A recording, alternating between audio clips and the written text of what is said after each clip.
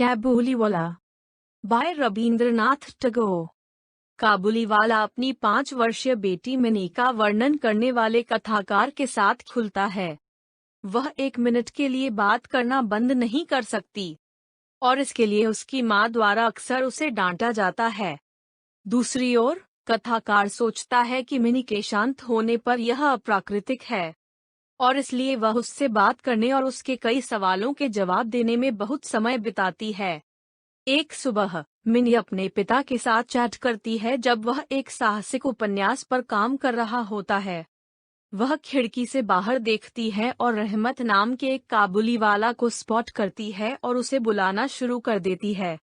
हालांकि जब वह आता है, मिनी दूसरे कमरे में भाग जाती है तो उसे यकीन होता है कि उसके बड़े बैग बच्चों से भरे हुए हैं, सामान नहीं। कुछ दिनों बाद कथाकार मिनी को रहमत के बगल में बैठा हुआ पाता है और उसकी गोद में किशमिश और मेवे के ढेर के साथ उससे बात करता है। कथाकार रहमत से कहता है कि वह उसे और अधिक व्यवहार न करे और उसे आधा रुपया दे, जो रहमत लेता है। बाद में मिनी की मां ने मिनी को आधे रुपये के लिए डांटा, जो मिनी कहती है कि रहमत ने उसे दिया था। कथाकार मिनी को उसकी मां के प्रकोप से बचाता है और उसे बाहर लाता है, जहां वह उसे बताती है कि उसकी बात सुनने के लिए रहमत लगभग हर दिन आया है। एक साथ कई चुटकुलों के बीच एक रहमत के साथ मिनी शुरू होता है, कभी भी अपने बुआर उर्बारी पर मत जाओ। मिनी को यह समझ में नहीं आता कि इसका मतलब क्या है, क्योंकि कथावाचक और उसकी पत्नी प्रगतिशील लोग हैं जो अपने भविष्य की शादी के बारे में अपनी जवान बेटी से बात नहीं करते हैं और इसलिए वह मासूमियत से उससे पूछती है कि क्या वह उसके पास जा रहा है। रहमत मजाक में एक मुट्ठी हिलाता है और कहता है कि वह उसे सुलझाएगा। मिनी हंसी बना रही है। यह शरद ऋतु है जो कथावाचक राजाओं को उनकी विश्व विजय पर स्थापित करने के साथ संबद्ध करता है, जो आगे उन्हें याद दिलाता है कि उन्होंने कलकत्ता को कभी नहीं छोड़ा।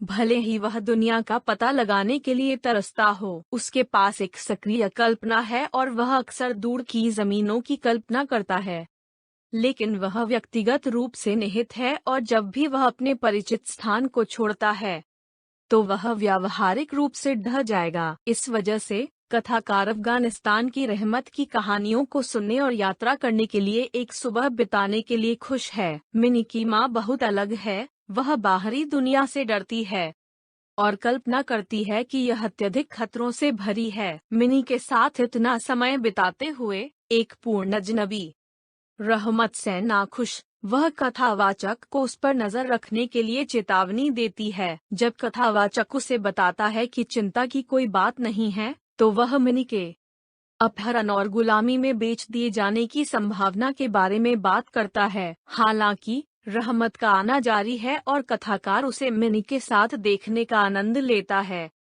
रहमत घर जाने की तैयारी कर रहा है। इन तैयारियों का एक हिस्सा कलकत्ता के चारों ओर जाना और ग्राहकों से उसका पैसा वसूल करना है, लेकिन वह हमेशा शाम को मिनी के साथ बात करने के लिए कथाकार के घर पर रुकने का समय बनाता है। एक सुबह कथावाचक सड़कों पर कुछ सुनता है और खून से लथपथ रहमत को देखने के लिए खिड़की से बाहर देखता है और सड़क को हथकड़ी में गिरा दिया जाता है। कथाकार बाहर दौड़ता है और रहमत उसे बताता है कि वह एक ग्राहक के साथ शारीरिक रूप से बदल गया, जिसने भुगतान करने से इनकार कर दिया था और लड़ाई के दौरान उसने ग्राहक को चाकू मार दिया। मिनी बाहर आती है और रहमत से पूछती है कि क्या वह उसके स्व उर्बारी के पास ले जाया जा रहा है, और वह कहता है कि वह है। रहमत को जेल भेज दिया जाता है। मिनी को रहमत को भूलने और नए दोस्तों को खोजने में देर नहीं लगती।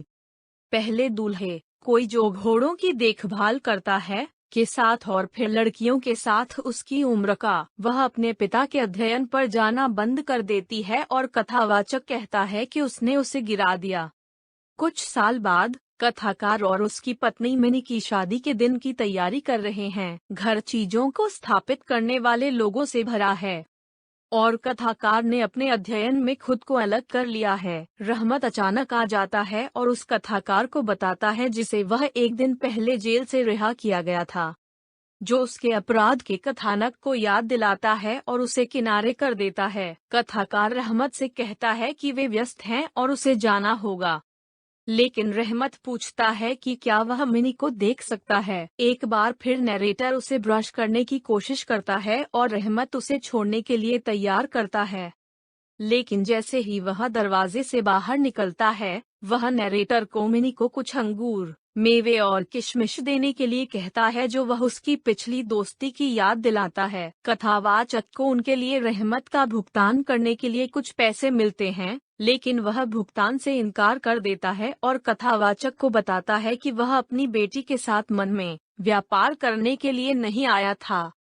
रहमत अपनी कमीज के स्तन की जेब से कागज का एक टुकड़ा निकालता है और कथावाचक को अपनी बेटी पार्वती के हाथों की छाप दिखाता है कि जब वह काम पर जाता है तो वह उसके साथ रहता है। यह देखकर कथावाचक यह भूल गए कि वह एक अफगान किशमिश विक्रेता था और मैं एक बंगाली बाबू था, यह पहचानने के बजाय कि वह एक पिता था जैसे मैं एक पिता हूँ। यह कहानीकार के दिमाग को रहमत को भेजने के बारे में बदल देता है और इसके बजाय वह मिनी को नीचे बुलाता है। जब वह आती है तो वह दुल्हन के रूप में तैयार होती है और शर्मीली और असुविधाजनक काम करती है। रहमत उसके साथ मजाक करने की कोशिश करता है, जैसा कि वह उससे पूछता है कि क्या वह उसके शूरवीरों के पास जा रही है, लेकिन इस बार हंसने और सवाल पूछने की कोई बात नहीं है। मिनी ने शर्मा कर दूर देखा। कथाकार का दिल दुखता है।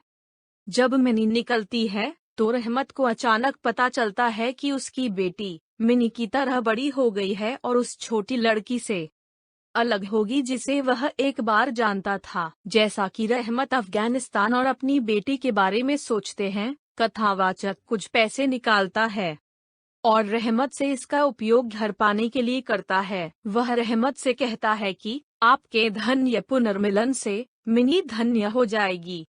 रहमत को पैसे देने का मतलब है कि मिनी की शादी की पार्टी उतनी भव्य नहीं है जितनी हो सकती है, लेकिन कथाकार इससे खुश है, यह विश्वास करते हुए कि समारोह एक अधिक दयालु प्रकाश द्वारा जलाया गया था। कहानी का अंत। धन्यवाद।